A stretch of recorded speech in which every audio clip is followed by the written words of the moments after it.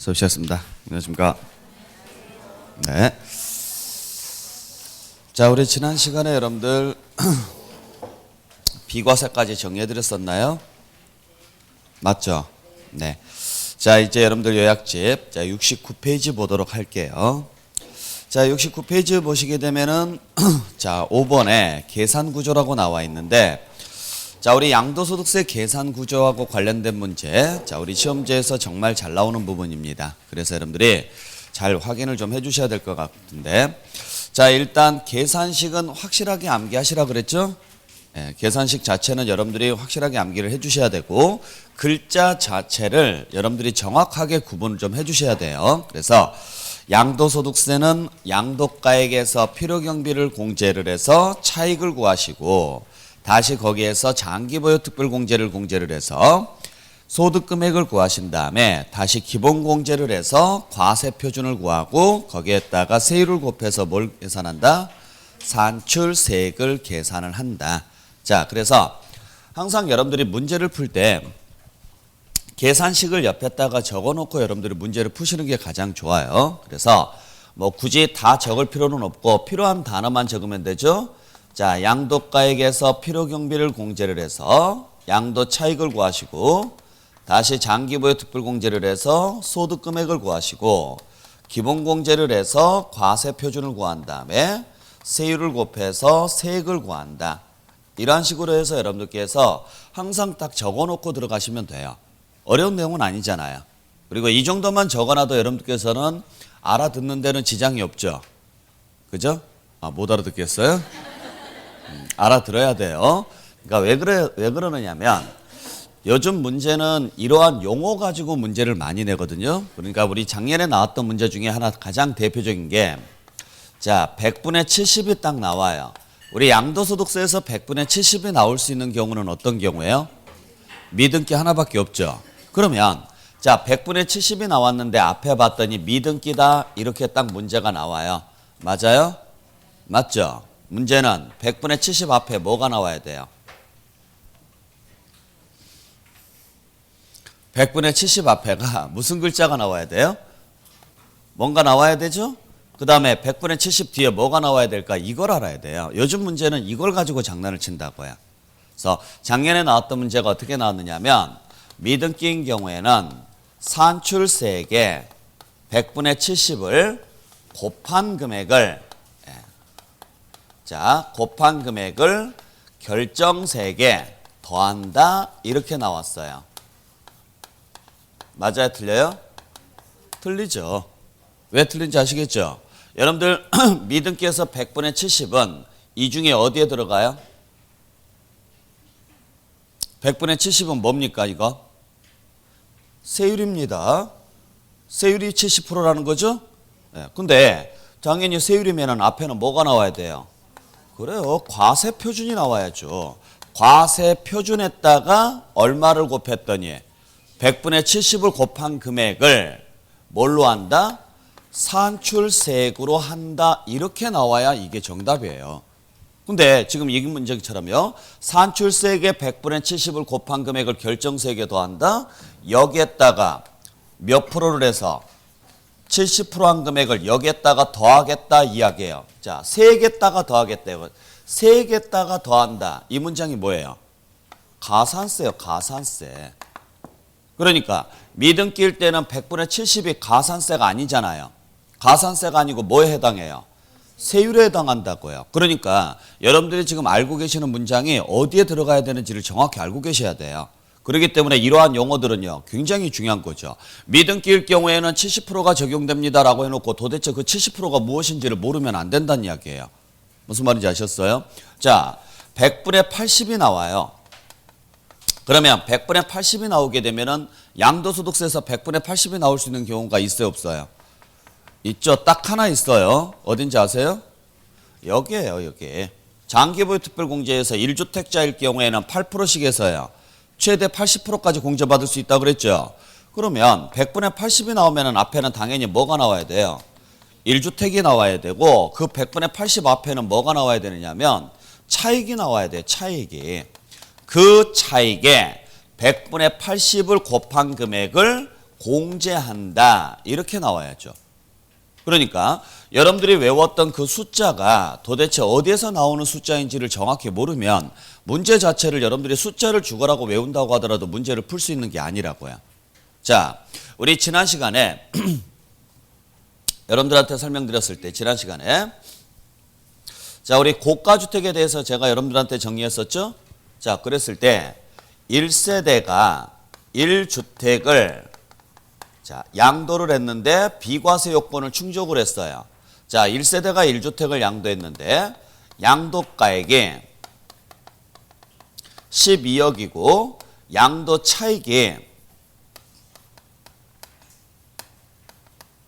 4억인 경우 과세되는 양도 차익은 얼마냐? 이렇게 물어봐요. 과세되는 양도 차익은 얼마냐?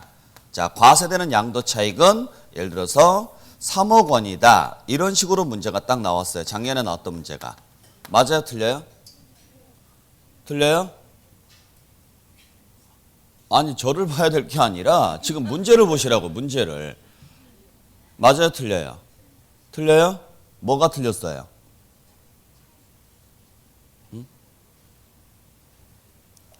요즘은 이런 식으로 해서 그냥 툭 던져준다니까요. 근데 문제가 굉장히 좋은 문제예요. 자, 여러분들 우리 고가주택 지금 여기서 포인트가 되는 단어가 뭔지 아시겠어요? 과세되는 양도 차익이에요. 차익. 지금 여기를 물어봤단 말이에요. 여기를. 그러니까 지금 내가 풀고 있는 부분이 어디인지를 정확히 아셔야 돼요. 그러면 자, 우리 고가주택은 얼마까지는 비과세 받을 수 있고요. 9억까지는 비과세 받을 수 있고 9억 초과분은 과세한다 그랬죠. 그러면 그때 9억까지가 어떤 금액의 9억까지가 비과세가 돼요? 그래요. 가액에. 그러면은 요 가액이 12억입니다. 그러면 여기서 얼마까지는요? 9억까지는 뭘 받을 수 있는 거예요? 비과세 혜택을 받을 수 있어요. 그러면 나머지 얼마에 대해서? 3억에 대해서 과세가 된다 이야기예요. 그러면 과세되는 부분은 3억 맞죠? 그게 가액으로 나왔다면 3억이 맞다고요. 근데 문제에서는 가액을 물어본 게 아니라 뭘 물어봤어요? 여기를 물어봤어요. 그러면은 4억 중에서도 12억 중에서 3억에 해당하는 비율만큼만 과세해야 될 거 아니에요. 그러면 12억 중에서 3억에 해당하는 비율이면 12분의 3이죠. 4분의 1이니까 4억 중에서는 얼마에 대해서요? 1억에 대해서 과세가 되는 거죠. 그러니까 여기가 틀렸던 문장이죠. 과세되는 양도 차익을 구하라 그랬으니까 1억이 답이에요. 아시겠어요? 왜? 12분의 3을 해줘야 되니까 여기에서. 기억나시죠? 그래서 우리가 예를 들어서 10억에 팔았다. 필요경비가 8억이다. 그래서 2억이 나왔다. 그러면 10억 중에서 9억 초과분이 얼마예요? 1억입니다. 그러면 곱하기 10분의 1을 한 얼마? 2천만 원에 대해서 과세한다 그랬죠? 자, 12억에 팔았다. 필요경비가 8억 있다. 그래서 4억이 남았다. 그러면 12억 중에서 9억 초과분이 얼마예요? 3억이에요. 그러면 여기도 12억에서 3억이 차지하는 비율에 해당하는 금액만큼만 과세해라 이렇게 나와야죠. 아시겠어요? 그러니까 차익에서 과세되는 부분이 얼마냐 그랬으면 답은 1번이죠. 답은 1억이 돼야 되는데 가액에서 과세되는 금액은 얼마냐 그러면은요. 그때는 3억이 과세되는 금액이에요. 지금 이 문제가. 그러면 4억 중에서 얼마까지는 비과세 해주겠다는 소리예요. 3억까지는 비과세를 해주겠다라는 이야기죠. 그러니까 지금 문제에서 보시게 되면 3억에 대해서 과세가 될 거냐 비과세가 될 거냐 이 문제에서 가액 쪽을 물어봤으면 3억 부분이 과세가 되겠지만 차익 쪽을 물어보면요 1억 부분이 과세가 되는 거예요. 이러한 식으로 해서 우리가 문제가 나오니까 여러분들께서 어느 부분에 대해서 확인을 해야 될지를 정확하게 알고 계셔야 돼요. 그러니까 여러분들이 계산식을 안 적어놓고 가면 장담컨대요 다 틀려요 이거 문제는. 그러니까 이 문제 같은 경우는 지금 이런 식으로 해석을 해야 되죠. 얼마에 팔았어요? 12억에 팔았더니 얼마의 이익이 생긴 거예요? 4억의 이익이 생긴 거예요. 그러면 12억 중에서 얼마까지는 비과세 받을 수 있고 9억까지는 비과세 받을 수 있고 나머지 3억에 대해서는 과세한다는 이야기죠. 그러면 12억에서 3억이 차지하는 비율만큼 여기서도 이만큼 과세하겠다 이 소리니까. 아시겠어요? 네. 그래서 여러분들이 고가주택에 대한 문제를 풀 때도 마찬가지고 다른 문제를 풀 때도 다 마찬가지예요. 이 식을 여러분들께서 항상 알고 들어가셔야 돼요. 자, 그래서 여러분들이 다시 한번 정리하지만 요 계산 구조에 대해서 여러분들이 확인을 정확하게 용어 자체를 정확하게 알고 들어가시길 부탁드릴게요. 자, 그러면 다음 장에 넘겨서 자, 첫 번째. 자, 양도 차익은 어떻게 계산하느냐? 자, 양도 차익은 양도가액에서 뭘 공제해서요? 필요 경비를 공제해서 우리가 계산한다 그랬었죠? 그때 항상 이 계산식은 여러분들께서 정확하게 외우시라고 그랬어요. 자, 그래서 우리 다시 한번 정리하지만 양도가액에서 뭘 공제해서 필요 경비를 공제한다 그랬습니다. 그때 필요 경비에는 뭐가 들어가느냐? 취득가액과 나머지 기타 필요 경비가 들어간다 그랬죠? 자, 그랬을 때 차익이 나오든 차손이 나오든 할 거예요. 그때 모든 결정은 양도가액이 먼저고 두 번째는 취득가액이고 그 다음에 세 번째는 뭐예요? 기타 필요 경비예요. 그래서 자, 다시 한번 정리하지만 양도가액은 원칙은 무슨 가액에 의한다? 실거래가. 단 실거래가가 확인이 안 되면 매매사례, 매매사례도 확인이 안 되면 감정가액, 감정가액도 확인이 안 되면 기준시가로 가라 그랬죠. 그리고 어디에서 선을 그으라 그랬어요? 기준시가에서 선을 그으시라 그랬어요. 그리고 취득가액으로 넘어와서 취득가액도 원칙은요. 실거래가, 실거래가 확인이 안 되면 매매사례, 매매사례도 확인이 안 되면 감정가액, 감정가액도 확인이 안 되면 환산하라 그랬죠. 단 양도가액이 기준시가면 취득가액은 당연히 무슨 가액으로 갈 것이고 기준시가로 갈 것이고 다시 실거래가 쪽에서 선을 그으시라 그랬죠. 그리고 기타 경비로 넘어옵니다. 그래서 취득가액을 실거래가로 계산했을 때만 자본적 지출과 양도비가 비용 처리가 되고요. 만약에 매매사례가나 감정가나 환산가나 기준시가로 계산했을 때는요. 계략적으로 산출한 금액을 공제한다 그랬어요.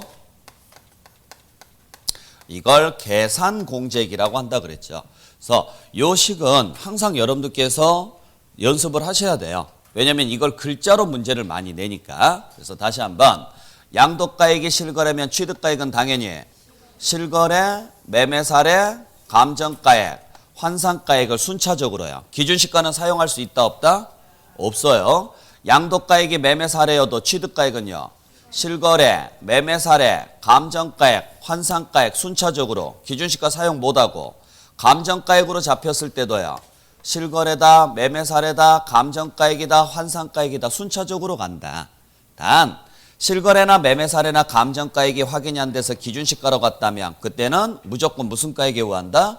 기준시가에 의한다 그랬어요. 그래서 자, 꼭 주의하셔야 될 게 양도가액이 실거래인 경우 취득가액은 기준시가를 사용할 수 없다. 근데 양도가액이 실거래인 경우 취득가액은 감정가액을 하는 경우가 있다 없다? 있다. 아셨죠? 양도가액이 기준시가면 취득가액은 실거래를 사용할 수 없고 양도가액이 기준시가면 취득가액은 죽었다 깨어나도 무슨 가액으로 가십시오? 기준시가로 가십시오. 이 문제 잘 나오죠. 아셨죠? 그 다음에 자, 양도가액이 기준시가면 취득가액은 뭐에 해당한다고요? 기준시가죠. 그러면 반대로 취득가액이 기준시가면 양도가액은 기준시가에 따른다. 맞다 틀리다? 틀려요. 취득이 기준시가니까 양도도 기준시가다 그러시면 안 돼요. 양도가 기준시가니까 취득도 뭘로 가는 거예요? 기준시가로 가는 거예요. 무슨 말인지 아셨어요? 즉 다시 말해서 그래서 이게 순서가 되게 중요한 거예요. 순서가. 예를 들어서 자, 실거래가가 확인이 안 돼요. 매매사례가가 3억이에요. 감정가도 확인이 안 돼요. 기준시가는 2억이에요. 자, 실거래가가 확인 안 돼요. 매매사례도 확인 안 돼요. 감정가도 확인 안 돼요. 기준시가가 1억이에요. 자, 그럼 보세요. 취득가액이 지금 뭐밖에 없어요? 기준시가밖에 없죠. 그러면 양도가액도 기준시가예요? 아니라고요. 양도가 매매사례가 있잖아요. 그럼 매매사례부터 출발을 해야죠. 여기서부터 순차적으로 내려와야 돼요. 그러니까 얘가 기준시가니까 얘도 기준시가다가 아니라 여기가 매매사례가 있으면 여기는 기준시가를 쓸 수가 없어요. 여기가 다 없었을 때 그래서 뭘로 갔다면 기준시가로 갔다면 그때 가서는 여기가 기준시가인 거예요. 그러니까 우리 공인중개사 시험에서는 안 나왔지만 회계사나 세무사 문제에서는요. 거의 매년 출제되는 것 중에 하나가 이 문장이에요. 즉 다시 말해서 양도가 기준시가니까 취득이 기준시가다라고 해야지 취득이 기준시가면 양도도 기준시가다 그러시면 안 돼요. 취득에 따라서 양도가 결정되지는 않는다는 이야기예요. 문장 자체 이해할 수 있겠어요? 정확하게 알고 계셔야 돼요. 그러니까 이 말하고 똑같은 말이에요. 지난 시간에 말씀드렸던 것처럼 우리가 양도에 해당하느냐 안 하느냐 이 문장, 그 다음에 과세가 되느냐 안 되느냐 이 문장. 양도에 해당하면 양도소득세 내요 안 내요? 근데 양도에 해당하지 않으면 양도소득세 안 내죠. 그죠? 그래서 경매는 양도다 아니다. 양도지만 자기가 재취득했으면 양도로 보지 않는다. 환제처분은 양도가 아니지만 감소자가 나오면 양도다. 담보가 나오면 양도가 아니지만 재채무 불이행으로 인해서 변제 충당되면 양도다. 이런 이야기 했었죠. 단 양도이지만 과세 안 하는 것도 있죠. 그걸 뭐라 그래요? 비과세라고 한다고 그랬죠. 그러면 생각해 보세요. 과세가 안 되면 다 양도가 아니에요? 아니라고요. 과세가 안 된다고 해서 과세가 안 되니까 너는 양도 아니야 이게 아니라 과세가 안 되더라도 양도에 해당하는 것들이 있다고요. 무슨 말인지 아셨죠? 그러니까 역으로 해석하시면 안 돼요. 양도가 아니니까 과세가 안 될 수도 있지만 양도이더라도 과세가 안 되는 경우가 있더라. 두 가지 케이스가 있다. 그러면 이걸 역으로 해석하면 돼요 안 돼요? 안 돼요. 파산 선고에 의한 처분은 양도다 아니다? 양도예요. 파산 선고에 의한 처분은 경매니까 양도입니다. 양도인데 그 원인이 파산이니까 과세한다 안 한다? 안 하는 거예요. 그러면 파산 선고에 의한 처분은 과세가 안 되니까 양도가 아닌 거예요? 아니라고요. 그건 양도라고요. 여기도 마찬가지예요. 양도가 기준시가니까 취득이 기준시가라고 하는 거지 취득이 기준시가라고 해서 양도가 기준시가라고 해석을 하시면 안 된다는 이야기예요. 이 문장 꼭 좀 주의를 해 주셔야 되고 그래서 이 선 열심히 여러분들께서 꼭 그려보셔야 돼요. 그 다음에 취득에 따라서 뭐가 달라지고 기타 필요경비가 달라집니다. 그래서 우리 필요경비 항목은요 취득가액에 따라서 달라지는 거죠. 그래서 우리 필요경비는 자 취득가액에 자본적 지출액과 양도비를 합해서 계산하는 경우도 있고요. 아니면은 그 취득가액에 계산공제를 더해서 계산하는 경우가 있고 두 가지 케이스가 있다라는 이야기죠. 지금 아시겠어요? 그때 자본적 지출과 양도비가 따라올 건지 계산공제가 따라올 건지는요. 얘를 뭘로 계산했느냐 여기에 따라서 달라지죠. 그래서 취득가액이 뭘로 계산됐으면 실거래로 계산됐으면 자본적 지출과 양도비가 취득가액이 추계값으로 계산됐으면 추계 순서가 매가만기잖아요. 이 추계값으로 계산했으면 그때는요. 계산공제가 따라온다. 그래서 우리 필요경비 항목은 총 몇 개예요? 4개예요. 취득가액과 자본적 지출과 양도비와 계산공제예요. 그러면 시험지에서 다음 중 양도 차익을 감소시키는 항목이 아닌 것은 자 이걸 감소시키는 항목을 물어봤어요. 그러면 결국에는 뭐 찾으란 소리예요? 필요경비 찾으란 소리죠.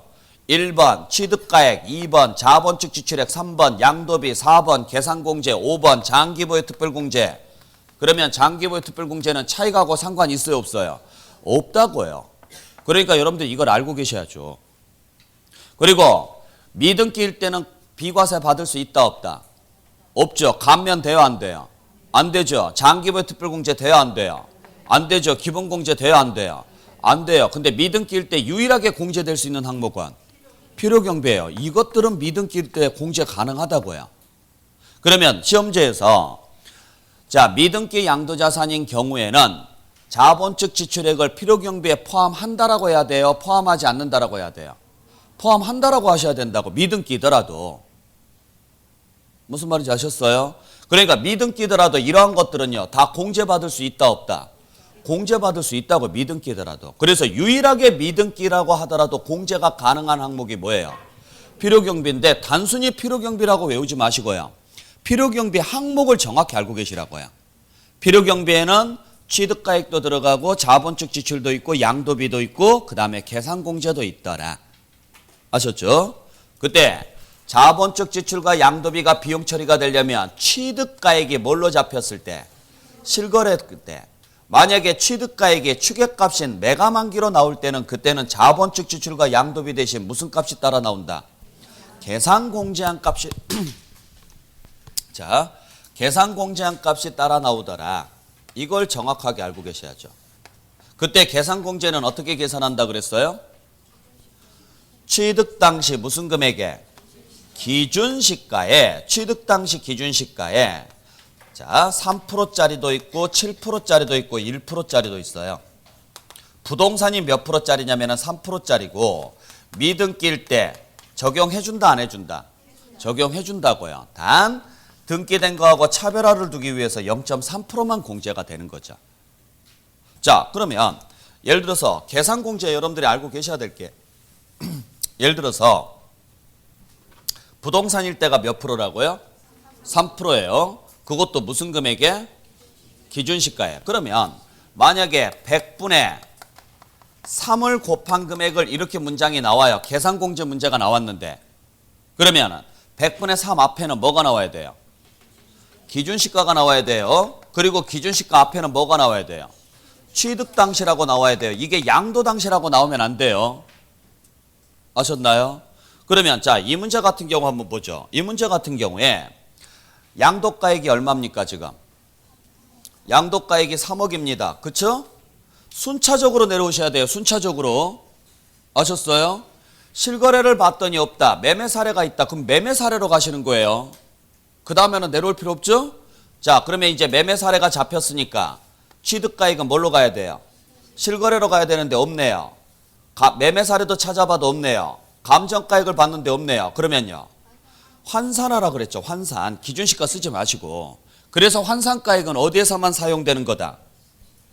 취득가액에서만 사용되는 게 뭐라고요? 환산가액이라고. 취득가액에서만. 왜 취득가액에서만 환산가액이 적용되는지는 아시겠죠? 기준시가 때문에 그래요. 취득가액을 기준시가로 쓸 수 있는 경우는 딱 하나밖에 없어요. 양도가액이 뭐였을 때. 그러면 양도가액이 실거래 등이면은 얘는 기준시가 못 쓰죠. 근데 실거래도 없고 매매사료도 없고 감정가액도 없어요. 근데 뭘 사용할 수는 없어요. 기준시가는 사용할 수 없다. 그래서 기준시가 대신 쓰라고 해서 만들어 놓은 게 무슨 가액이에요? 환산가액이에요. 그래서 환산은 어디에서만 쓰이는 표현이다? 취득에서만. 그래서 우리가 추계 문제가 나오면 제일 먼저 뭐부터 확인해야 돼요? 순서부터 확인하셔야 돼요. 순서 외우셨죠? 매, 감, 환, 기. 이건 내가 순차적으로 적용하는 거지 선택적으로 적용하는 거 아닙니다.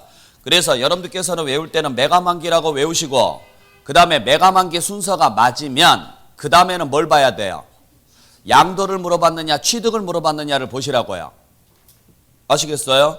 양도를 물어봤으면 자 문제가 딱 나왔다. 그러면은 매감환기라고 딱 적어놓고 이 순서가 맞는지 안 맞는지 확인한 다음에 양도를 물어봤으면 얘가 안 나와야 되고 취득을 물어봤으면 얘가 나와야 되고 이렇게 가셔야 된다고요. 아시겠어요? 근데 만약에 감이 맨 앞에 나온다거나 환이 맨 앞에 나오면 돼요 안 돼요? 안 되는 거죠.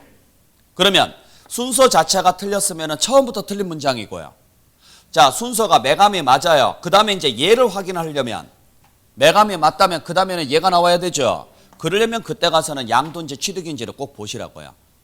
잘 나와요. 올해 분명히 이 문제는 나올 거예요. 그러니까 꼭 기억을 해주셔야 돼요. 그때 양도가 매매 사례니까 취득은 실거래로 가야죠? 없다. 매매 사례도 없다. 감정가액도 없으면 기준시가 쓴다? 아니다. 뭘로 가라? 그때 환산가액은 뭘 보고 계산한다? 기준시가 크기대로. 자, 기준시가가 몇 배 뛰었어요? 2배 뛰었잖아요. 그러면 여기도 2배 뛴 것처럼 계산하라고요.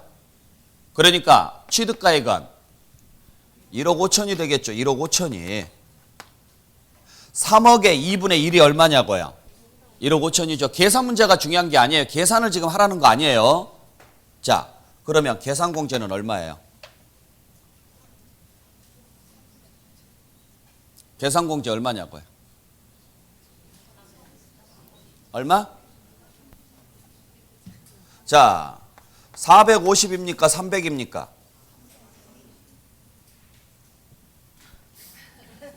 아니 답을 줘놓고도 지금 물어보잖아요. 답을 줘놓고 450이에요 300이에요? 300이죠. 이렇게 가시면 안 되죠. 지금 이 금액의 3%라니까요. 근데 분명히 지금 여기에다가 동그라미 쳐놓고 여기에 3%라고 했는데 지금 여기에 3% 하고 계시는 분들이 분명히 있어요 지금. 자 무슨 금액의 3%라고요? 자, 그러면 여기가 만약에 환산가액의 3%다 이렇게 문제를 내죠. 이거 분명히 맞다고 하는 사람들 수두룩히 나와요. 자, 대부분은 여기만 볼 거예요. 그리고 여기만 볼 거예요. 이거 안 보고 넘어가는 사람들 되게 많다고요. 물론 여기를 가지고 장난을 치면은 금방 찾아내요. 물론 못 찾아내는 사람도 있어요, 있기는. 근데 자, 얘는 누구랑 운명을 같이 해야 돼요? 얘랑 운명을 같이 해야 된다고. 얘랑 운명을 같이 하면 안 된다고요. 그러니까 양도 당시 기준시가가 아니라 무슨 당시? 취득 당시 기준시가의 3%로 가시라고요. 아시겠어요? 그래서 이 그림을 계속 여러분들께서 손으로 직접 그려보셔야 돼요. 양도 적어보고 취득 적어보고 기타 적어놓고요. 매매사례, 실거래, 매매사례, 감정, 기준시가, 취득도, 실거래, 매매사례, 감정, 환산가의 기준시가, 그리고 선을 그으시고요. 아셨어요? 다시 선을 그은 다음에요. 자본축 지출과 양도비, 계산공제. 그때 계산공제는 무슨 금액의 3%냐. 절대 이거 눈으로 봐가지고는요. 여러분들 기억 못해요, 이거. 아시겠어요? 네. 그래서 여러분들이 요걸 완벽하게 여러분들 걸로 만들어 주셔야 돼요. 그러려면 이 그림을 몇 번이고 그려서 어디에 동그라미를 쳐야 되고 지금 내가 어떻게 선을 그어야 될지를 알면 나중에 이와 관련된 이론 문제는 거의 다 풀어낼 수 있다라는 이야기예요. 이 문제는 무조건 나올 거니까 꼭 기억을 좀 해주시길 부탁드릴게요. 네. 자, 그래서 그 내용까지 여러분들께서 다시 한번 확인해 주시고, 자, 그 다음에 내려와서 71페이지로 가겠습니다. 자, 71페이지 보시게 되면 B번에 필요경비 나와 있죠? 자, 우리 필요경비는 두 가지 방식이 있다. 첫 번째는 실거래로 계산하는 방식이 하나 있고, 두 번째는 추계로 계산하는 방식이 있는데, 자, 실거래로 계산하는 게 원칙이죠. 그때 실거래로 계산했으면 그 실거래로 계산한 취득가액에 자본적 지출과 양도비를 합한 금액을 비용 처리한다 그랬어요. 그때 그 취득가액에 포함되는 것과 포함되지 않는 게 있어요. 표를 보시면 나와 있죠. 자, 우리 취득가액에 포함된다라는 이야기는요. 바꿔서 말하면 뭐가 된다는 소리예요? 비용 처리가 된다는 이야기예요. 근데 취득가액에 포함되지 않는다는 이야기는 비용 처리가 안 된다는 이야기죠. 그러니까 시험지에 나왔을 때 실질 거래가액에 의해서 계산하는 경우 취득가액에서 공제한다. 뭐 취득가액에서 제외한다. 이렇게 나와요. 그건 취득가액에 포함되지 않는다는 이야기예요. 아셨죠? 자, 그때 여러분들이 보셔야 될게요. 취득하기 위해서 지출한 모든 비용들은 다 비용 처리해줘야 돼요. 그래서 대표적으로 뭐 취득세라든지 여기에는 안 적혀 있지만은 뭐 등록면허세 포함해서요. 또는 중개수수료, 법무사 비용, 컨설팅 비용 이러한 것들은 다 뭐 하기 위해서 지출한 것들이에요? 취득하기 위해서 지출한 것들 맞죠? 비용 처리해주라고요. 근데 재산세나 종부세처럼요. 단순히 보유하면서 내는 세금 등은 비용 처리한다 안 한다? 안 하죠 이건. 이 정도는 상식선에서 풀 수 있죠. 자, 문제는 뭐냐면 상속이나 증여를 받았을 때 기납부한 상속세나 증여세는 비용 처리된다 안 된다? 안 됩니다. 취득가액에 포함하지 않는 거예요. 왜 상속세나 증여세가 비용 처리 안 되는지는 아시겠어요? 상속세, 증여세가 비용 처리 안 되는 이유가 뭐예요? 이익에 대해서 내는 세금이니까 그래요. 그러니까 상속세나 증여세는 취득을 했기 때문에 내는 세금이 아니라 그로 인해서 뭐가 생겼기 때문에 내는 세금이에요? 이익이 생겼기 때문에 내는 세금이에요. 그죠? 여러분들 상속받으면 무슨 세금 내셔야 돼요? 상속세 내기 전에. 그래요. 취득세를 내고 그 다음에 상속세를 내는 거예요. 그러면 상속받았을 때 왜 취득세 내요? 상속받았을 때 왜 취득세를 내냐고요? 상속을 받았으니까 내는 거라고요. 상속을 받았으니까. 그러면 취득세를 냈는데 왜 상속세를 또 내요? 그래요. 이익이 생겼으니까. 그러면 상속받은 사람이 취득세도 내고 상속세도 냈습니다. 그중에 취득하기 위해서 내는 세금은 취득세예요, 상속세예요? 취득세예요. 그래서 취득세는 비용 처리가 되지만 상속세는 비용 처리가 안 된다고요. 아셨어요? 그래서 자, 우리가 예를 들어서 취득을 했어요. 취득을 했는데 상속으로 취득한 거예요. 이걸 나중에 팔아요. 팔았을 때 자, 양도가액에서 뭘 공제해서? 필요경비를 공제합니다. 그때 필요경비에 뭐가 들어가요? 취득가액과 기타 경비가 들어간다고요. 그래서 양도가액에서 필요경비를 빼서 차익을 구한 다음에 세금 계산하겠죠. 여기서 지금 요 취득가액에 얼마를 넣어야 될 거냐. 여러분들이 상속받은 걸 팔았을 때 얼마를 취득가액으로 잡으셔야 되느냐 이 문제라고요. 아셨어요? 자, 한번 생각을 해보세요. 여러분들이 상속받은 게 있어요. 이번에 팔았어요. 취득가액을 어떻게 잡으실 거냐고요. 거래금액이 있어요, 없어요? 없죠. 거래금액이 없으니까 0으로 잡으셔야 돼요. 자, 여러분들이 상속을 받았는데 이번에 팔았는데 20억에 팔았어요. 그러면 0 해서 20억에 대해서 세금 내실래요? 이럴 사람 아무도 없다라는 이야기예요. 무슨 말인지 아시겠죠? 그러면 당연히 내가 상속을 받았을 때 비록 거래 금액은 없지만은 이 당시 시가는 있어요, 없어요? 그걸로 잡으라고. 이 당시 시가, 그걸 평가액이라 그래요. 그래서 평가액이 15억이 잡혔어요. 그리고 이때 취득세 냈어요, 안 냈어요? 상속세 냈어요, 안 냈어요? 그때 취득세가 예를 들어서 5천만 원을 냈고 상속세가 7천만 원을 냈다라고 가정을 할게요. 그러면 나중에 양도했을 때 공제받을 취득가액은 얼마냐? 15억 5천만 원이라고. 15억 5천만 원. 아셨어요? 당연히 이 당시 금액은요. 비용 처리해줘야 돼요, 안 해줘야 돼요? 해주고 그때 냈던 무엇은? 취득세까지는 비용 처리 받을 수 있다고요. 왜? 이게 뭐 하기 위해서 내는 세금이니까. 취득하기 위해서. 근데 얘까지 비용 처리되지는 않는다.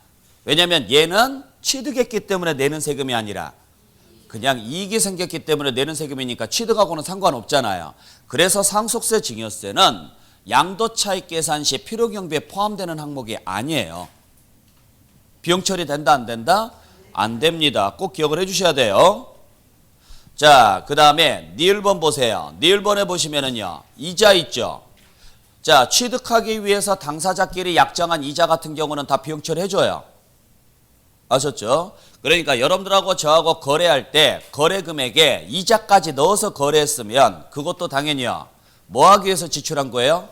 취득하기 위해서 지출한 겁니다. 그래서 여러분들 이자 나오면 무조건 취득가액에 포함하세요. 취득가액에 포함한다는 이야기는 뭘 받을 수 있다는 이야기예요? 비용을 인정받는다는 이야기죠. 근데 이자 중에서 딱 두 개, 비용 처리가 안 되는 이자가 두 개 있습니다. 대출이자하고 지연이자입니다. 이건 확실하게 외우고 계셔야죠. 아셨죠? 그래서 은행으로부터 대출을 받아서 집을 샀다. 그래서 그 집을 이번에 팔았다. 그러면 이번에 팔았을 때 취득 당시에 대출받은 금액에 대해서 지급한 이자 있죠? 그 이자는 비용 처리 안 된다고요. 아셨어요? 그리고 취득했을 때 제 날짜를 지키지 못해가지고 발생하는 연체이자 있죠? 지연이자라고 하거든요. 요것도 비용 처리 안 해줘요. 이건 그냥 외우셔야 돼요. 제일 많이 나왔던 문장이에요. 자, 그래서 대출이자하고 지연이자는요. 지연이자가 보인다. 그러면은 비용 처리 해준다, 안 해준다? 안 해줍니다. 그 다음에 미음번에 나와 있는 것처럼요. 소송비용이나 화해비용이나 비읍번에 나와 있는 것처럼요. 현재가치 할인차금 있죠? 그죠? 자, 이러한 것들. 자, 소송비용이나 화해비용. 당연히 취득하기 위해서 지출한 비용입니다. 내가 취득하고자 하는 물건이 소송에 걸렸어요. 그러면 그걸 취득할 수 있는 방법은요. 소송에서 이기던가 아니면 그 사람하고 합의하던가. 이기는 비용이 소송 비용이고 합의하는 비용이 화해 비용이죠. 그것도 뭐 하기 위해서 지출한 비용이다. 취득하기 위해서 지출한 비용이니까 나중에 양도할 때 비용 처리 해준다고요. 또 현재가치 할인차금 있죠. 현재가치 할인차금을 뭐라 그랬어요? 현재가치 할인차금이 뭐예요? 할부이자예요. 할부이자. 아셨어요? 할부이자니까 할부로 취득하면 이자가 나가요, 안 나가요? 그거 취득하기 위해서 지출한 이자 맞아요, 안 맞아요? 맞죠? 그래서 이것도 나중에 양도할 때는 비용 처리해줘요. 문제는 오른쪽에 자 똑같은 문장이 한 번 더 나옵니다. 미음번하고 비읍번에 보시면은 소송비용이나 화해비용, 현재가치 할인차금 나와 있죠? 근데 그 뒤에 단서가 붙어요. 지출한 연도에 자 각 소득금액 계산, 소득금액에 필요경비에 산입했거나 또는 사업소득금액 계산 시 필요경비에 산입했다면 요 단서가 붙어요. 그러면 양도차익 계산할 때는 비용 처리 안 됩니다. 자, 그러니까 무슨 이야기냐면 지금 우리가 배우고 있는 것은 뭘 배우고 있어요? 양도소득세예요. 문제는 양도소득세가 아닌 다른 소득금액 계산할 때 비용 처리 받았다고요. 그러면 딴 데에서 비용 처리 받았으니까 양도소득금액 계산할 때는요. 비용 처리하면 안 되죠. 그 이야기예요. 그래서 소송비용이나 화해비용 또는 현재가치 할인 차금이 나왔다. 근데 거기까지만 나왔으면 비용 처리해 주세요. 그러려면 취득가액에 넣어야 돼, 안 넣어야 돼요? 넣어야 되는데 각 소득금액 계산에 있어서 필요경비에 산입했거나 또는 무슨 소득금액? 사업 소득금액 계산에 있어서 필요경비에 산입된 게 있다면 양도차익 계산할 때는 비용 처리 된다, 안 된다? 안 된다고요. 또 우리가 취득한 금액은 당연히 언제 가서 비용 처리가 돼요? 양도할 때 비용 처리가 되죠. 근데 그걸 중간에 비용 처리하는 방법이 있어요. 그게 감가상각이에요. 감가상각 같은 경우를 한다는 이야기는 중간에 비용 처리한다는 소리예요. 이러한 것들이 있다. 그래서 감가상각을 통해서 역시 뭐 계산할 때? 사업소득금액 계산할 때 필요경비에 산입했다면 이것도 양도차익 계산할 때는 비용 처리 된다, 안 된다? 안 됩니다. 자, 그래서 보시면 여러분들이 취득을 했어요. 취득을 했는데 3년 할부로 산 거예요. 3년 할부로. 그걸 나중에 팔아요. 자, 나중에 팔았을 때 무슨 가액에서? 양도가액에서 역시 필요경비를 빼야죠. 그때 필요경비에는 뭐가 들어가요? 취득가액하고 기타 경비가 들어간다고요. 그래서 뭘 구하신 다음에? 차익을 구하신 다음에 양도소득세를 계산해서 내면 되죠. 그때 여기에 들어갈 금액이 얼마냐? 근데 이 사람이 3년간 지출한 총액이 4억, 예를 들어서 4억 2천만 원을 지출하기로 한 거예요. 계약할 때. 그래서 실제로 4억 2천만 원을 지급을 했어요. 근데 그걸 지금 시점에 얼마인지를 계산을 해봤더니 4억이에요. 4억. 자, 그러면 할부로 샀으면 3년간 4억 2천을 지출을 하는 거죠. 그죠? 그러면은 할부로 샀을 때 그 3년간 지출할 금액은 지금 시점으로 보면 현재 가치예요, 미래 가치예요? 미래 가치죠. 앞으로 3년 동안 지출할 금액이니까. 근데 그 미래 가치를 현재 가치로 돌려보니까 4억인 거예요. 결국 우리는 지금 사면 얼마 주고 살 수 있는 걸? 4억 주고 살 수 있는 걸 3년간 할부로 사니까 4억 2천 주고 사는 거죠. 그러면 요 4억하고 4억 2천의 차이, 요 2천만 원이 뭐냐라는 거예요. 요게 이자예요. 이걸 기업에게 기준에서는 뭐라고 표현하느냐면 현재 가치로 할인했을 때 발생하는 차이입니다. 그래서 현재 가치 할인 차금이라 그래요. 그러니까 여러분들이 학교론 시간에 현재 가치 계산식 배우셨죠? 현재 가치는 미래 가치 곱하기 1 플러스 R의 n승이에요. n승분의 1이에요. 그렇잖아요. 맞죠? 자, 그러면 미래 가치하고 현재 가치하고 차이는 뭐예요? R의 차이라고, R의. 요게 현재 가치 할인 차금인 거예요. 그러면 복식부기 의무자들은 어떻게 하도록 되어 있느냐면 이걸 언제 받았을까요? 3년 후에 받았을까요? 지금 받았을까요? 지금 받겠죠. 할부로 사는 이유는 뭐 때문에 할부로 사요? 물건부터 받고 돈은 나중에 주는 거죠. 그래서 우리 지난 시간에 장기 할부였을 때는 언제가 취득일이라 그랬어요? 장기 할부였을 때는 등인사 중에서 빠른 날이라 그랬어요. 수용하고 장기 할부는 무조건 3개 나와야 된다 그랬어요. 기억나세요? 그래서 수용일 때는 대등수, 장기 할부일 때는요. 등인사 중에서 빠른 날. 그 말은 잔금일로 가지 마시고 이 중간에서 물건을 미리 받았다 안 받았다? 받았다. 그러면 거기서부터 보유기간을 잡으세요. 이렇게 가는 거예요. 자, 그러면 이 당시에 장부에다가 뭐라고 표시를 하느냐면 건물은 4억짜리입니다. 근데 4억 2천에 거래했기 때문에 그 4억 2천을 현재 가치로 할인해서 발생하는 차이가 2천만 원이 있습니다. 이렇게 기록을 해요. 그러면 나중에 팔았을 때 4억만 취득가액으로 잡아야 돼요? 4억 2천을 다 취득가액으로 잡아야 돼요? 왜 4억 2천을 다 취득가액으로 잡아야 돼요? 우리는 얼마짜리냐가 중요한 거예요? 얼마 주고 샀느냐가 중요한 거예요? 그렇죠. 왜? 실거래가로 계산을 해야 되니까. 그래서 나중에 양도했을 때 취득가액에는 그 4억에다가 현재 가치로 계상된 금액이 있다면 그 금액도 넣어주시라고요. 왜? 이것까지 지출을 할 거니까. 근데 문제가 되는 것은 이 4억 2천만 원 전체가 비용 처리가 되려면 언제까지 기다려야 돼요? 양도할 때까지 기다려야 돼요. 근데 요게 40년 걸렸어요. 그러면 40년 동안 비용 처리 한 번도 못 한다는 소리죠. 너무 억울하잖아요. 40년 후에 이 건물이 어떻게 될지 어떻게 알아서. 그런데 내가 이걸 뭐 하고 있었느냐? 임대를 해요. 그러면 임대를 했으면은 사업소득 금액이죠. 그러면은 임대하는 기간 중에 임대에서 받은 수익 금액에서 임대하기 위해서 지출한 경비를 빼서 사업소득을 계산을 해서 매년 뭘 내야 돼요? 종합소득세를 내야 돼요. 그때 이거 취득할 때 뭐 했던 금액, 지출했던 금액 필요하면 여기에다가 비용 처리할 수 있어요. 중간에. 아시겠어요? 그때 건물 값을 비용 처리하는 방법이 감가상각이고요. 현재 가치 할인 차금을 비용 처리하는 방법이 상각이라 그래요. 근데 뭐 그것까지는 중요한 게 아니고 어찌됐든지 간에 뭐 계산할 때 사업소득 금액 계산 시 미리 4억 2천 중에서 예를 들어서 1억 2천을 비용 처리했다라고 가정을 할게요. 그러면 여기에다가 집어넣을 금액은 1억 2천을 뺀 나머지 얼마? 3억만 비용 처리하죠. 그래서 1억 2천을 빼라 이렇게 가는 거죠. 그러면 취득가액으로 잡힐 금액은 얼마입니까? 3억만 비용 처리가 되는 거죠. 이걸 글자로 표현했을 때 현재 가치 할인 차금은 취득가액 계산할 때 포함하되 뭐 계산 시 필요경비에 산입된 게 있으면 사업소득 금액 계산 시 필요경비에 산입된 게 있으면 딴 데 가서 비용 처리 받았기 때문에 양도 차익 계산할 때는 필요경비에 산입할 수 있다 없다? 없다 이렇게 가셔야 돼요. 제외해야 한다 이런 식으로.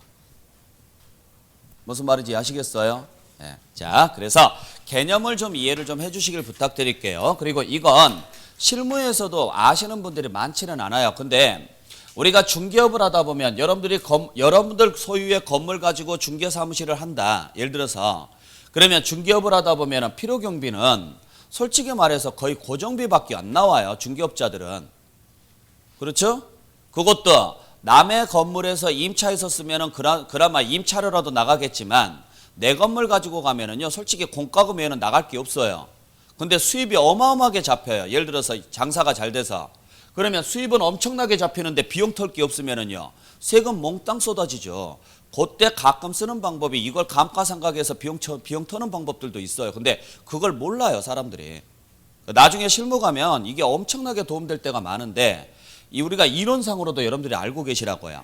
필요하면 여러분들이 취득했던 금액을요 뭐 할 수 있다라는 거예요. 중간에 다른 소득 금액 계산할 때 비용 처리할 수 있다는 이야기예요. 단 중간에 비용 처리했으면 나중에 양도할 때는요 비용 처리하면 된다 안 된다? 안 된다는 이야기예요. 그런 개념으로 여러분들 바라보셔야 돼요. 자, 그 다음에 취득할 때 지출한 비용뿐만 아니라 보유 중에 지출한 비용도 비용 처리가 되는데 우리가 보유 중에 지출한 비용을 뭐라고 하느냐 하면 수선비라 그래요. 근데 그 수선비는 두 종류가 있습니다. 수익적 지출하고 자본적 지출이 있어요. 그 중에 뭔만 비용 처리가 된다? 자본적 지출만. 아셨죠? 그때 자본적 지출이라는 것은 뭘 이야기하느냐? 내용연수를 연장시키거나 자산가치를 증가시키는 수선비예요. 그러면 내용연수 연장이나 자산가치 증가가 없다면 그건 그냥 무슨 지출이고요? 수익적 지출이고 수익적 지출은 비용 처리 된다 안 된다? 안 돼요. 그때 자본적 지출의 대표적인 게 뭐가 있느냐면 확장공사 또는 이용 편의를 위해서 지출한 부담금 이러한 것들요. 특히 이용 편의를 위해서 지출한 비용 같은 경우 문제에서 나왔을 때 여러분들이 많이 헷갈려 하세요. 이용 편의를 위해서 지출한 비용은 자본적 지출이에요 아니에요? 자본적 지출 맞아요. 여러분들 이용 편의가 확장이에요 확장. 아셨어요? 자, 발코니 확장을 하는 이유를 생각해 보세요. 발코니 확장을 하는 이유가 뭐예요? 이용을 편하게 하기 위해서 하는 거예요.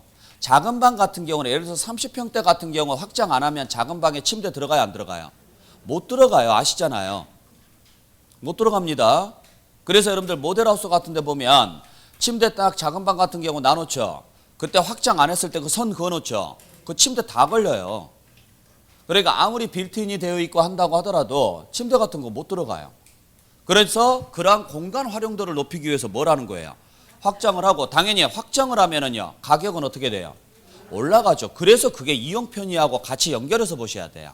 그래서 이용 편의가 나오면 이거 뭐 별로 가치가 없는데 라고 생각하시면 안 돼요. 이용이 편해지면 편해질수록 그만큼요 가격은 올라갑니다. 그래서 여기서 이용 편의는 옵션이라고 생각하시면 돼요. 자동차도 옵션 붙이면 가격 올라요, 안 올라요? 올라요. 아파트도 옵션 붙이면 가격 올라요, 안 올라요? 오르죠. 그때 아파트 분양할 때 옵션 1번이 뭔지 아세요? 그게 확장이에요, 확장. 옵션 2번이 뭐게요, 보통? 에어컨이고, 그게 시스템 에어컨이고. 그러면 그거 하나씩 붙일 때마다 분양가 어떻게 돼요? 그래요, 지금 그거라고요. 그러면 자산가치 늘어요, 안 늘어요? 늘어요. 그거 다 비용 처리 해주겠다, 이 소리예요. 이해되셨죠? 그때 꼭 주의하셔야 될 게 있어요. 그 자본적 지출액, 즉 자본적 지출액은 언제 지출한 금액을 말하는 거예요? 보유 중이에요. 그러니까 지금 필요경비가 3개죠. 취득가액, 수선비, 그 다음에 양도비 3개로 나눠져 있죠. 그게 거래 단계 때문에 그래요. 취득가액은 언제 지출한 것? 취득 시점에, 수선비는 보유 시점에, 양도비는 양도 시점에 지출한 것 다 비용 처리 해주겠다고요. 그 중에 보유 중에 지출한 것은요 다 해주는 것은 아니고 자본적 지출만 비용 처리해줘요. 그때 그 자본적 지출이 비용 처리가 되려면 일단 내용 연수가 증가되거나 자산 가치가 늘어야 돼요. 두 번째는 증빙이 있어야 돼요. 그때 증빙은 그 밑에 나와 있는 것처럼요 증빙 서류를 수치 보관하거나, 자 증빙 서류의 밑줄, 그리고 하, 거, 나의 동그라미. 하, 거, 나, 이 말이 무슨 말이에요? 또는이에요. 또는. 그 뒤에 금융거래 증명서류의 밑줄. 자, 앞에 나와 있는 증명서류가 뭐냐면 이게 세금계산서고, 뒤에 나와 있는 금융거래 증명서류가 통장내역서고, 옛날에는 최소한 세금계산서는 있어야지만 비용 처리됐었어요. 근데 작년에 개정됐죠. 세금계산서가 있어도 좋지만 없어도 금융거래 내역만 있어도 그걸로 비용 처리 해주도록 돼 있어요.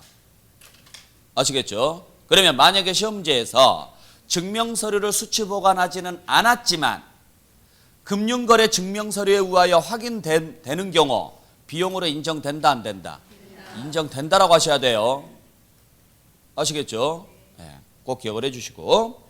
자, 그 다음에 양도할 때 지출한 비용도 비용 처리가 됩니다. 그때 우리 양도할 때 지출한 비용에는 뭐가 있느냐? 계약서 작성 비용, 신고서 작성 비용, 인제 때 소개비, 공증 비용. 자, 계약서 작성 비용이 뭐예요? 중개수수료라고. 중개수수료. 보통 팔 때 계약서 중개인들이 써주잖아요. 신고서 작성 비용은요? 세무사 비용이죠. 보통 여러분들 양도소득세 신고할 때 여러분들이 신고 안 하죠. 세무사한테 맡기죠. 그 세무사 비용. 또 공증비용, 인제 때 소개비 이러한 것들요. 거기에 옆에 하나 더 적을게요. 명도 비용. 공증비용 옆에다가 하나 더 적을게요. 명도. 뭔지 아시죠? 내가 팔려고 하는데 아직 세입자가 남아있거나 또는 다른 사람들이 남아있어요. 그러면 일단 나가라고 해야 돼요. 예를 들어서 파는 조건이 아무도 없어야 돼요. 나갈 때 명도소송 해가지고 나가라고 해야 되죠. 그러한 비용들이 있다면 그것도 비용 처리 해주겠다고요. 또 우리가 토지나 건물을 취득을 했을 때 반드시 매입해야 되는 채권이 있습니다. 그 채권 강제 매입 국공채죠. 그게 토지개발채권하고 국민주택채권이거든요. 그거 비용 처리 해줘야 돼요, 안 해줘야 돼요? 해주는데 단 일부 회수되죠. 그 회수된 금액을 제외하고요. 그래서 뒤에 매각차손이라고 나와요. 아셨죠? 그때 주의하셔야 될 것, 그 밑에 나와 있는 것처럼요. 금융기관 외유자에게 양도하는 경우에는 비용 처리 해줄까요, 안 해줄까요? 해줘요. 해주는데 동일한 날에 금융기관에 매각했을 때 발생하는 매각차손을 한도로 비용 처리해 줍니다. 자, 제가 1,000만 원 주고 샀어요. 채권을.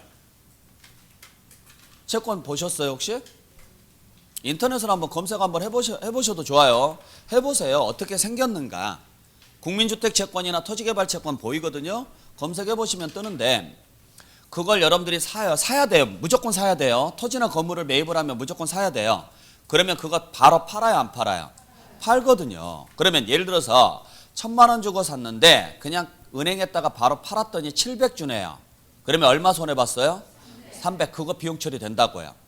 근데 내가 1,000만 원 주고 샀는데 사채업자에게 팔았어요. 그랬더니 할인율이 더 세서 600밖에 예를 들어서 600밖에 안 주네요. 얼마 손해봤어요? 400 손해봤죠? 그중에 300만 비용 처리된다고요. 그러니까 같은 날에 은행에다가 매각했을 때 나올 수 있는 매각 차손을 한도로 비용 처리해 주겠다 이야기예요. 재작년에는 이거 뭐라고 나왔느냐? 매각 상대방에 관계없이 전액 비용된다 이렇게 나왔어요. 틀린 문장. 금융기관에 매각했으면 매각 차손 전액 다 비용 처리돼요. 근데 금융기관 외유자에게 매각했을 때는요. 금융기관에 매각했을 때를 가정을 했을 때 발생하는 그 매각 차손을 한도로 비용 처리해 준다 이야기예요. 아셨죠? 자, 근데 다음 장에 넘겨보시면은요. 자, 실거래가가 인정이 안 되면 추계 방식에 의해서 계산하죠. 그때 추계 순서가 어떻게 된다? 매감, 환, 기고. 이때는 자본적 지출과 양도비는 비용 처리된다 안 된다? 안 됩니다. 자본적 지출과 양도비 대신 뭐가 따라온다? 계산공제가 따라와요. 그때 계산공제가 밑에 보시면 3%짜리가 있고 7%짜리가 있고 1%짜리가 있죠. 외워주시면 좋은데 일단 3%짜리는 확실하게 알고 계시라고요. 3%는 어떤 경우에 한해서요? 부동산일 때예요. 그리고 그 3% 앞에 보세요. 무슨 당시예요? 취득 당시고 무슨 금액이에요? 기준시가. 이 글자를 정확하게 알고 계시라고요. 양도 당시가 나오면 안 되고 또 기준시가 대신 환산가액이나 매매사례가액 등이 나오면 안 된다 이야기예요. 계산공제가 최근에 들어와서 문제에서 이제 나올 때가 됐어요. 아셨죠? 그래서 계산공제 개념은 확실하게 알고 계셔야 돼요. 자, 여기까지 정리하시고 잠시 쉬었다가 계속 이어서 갈게요.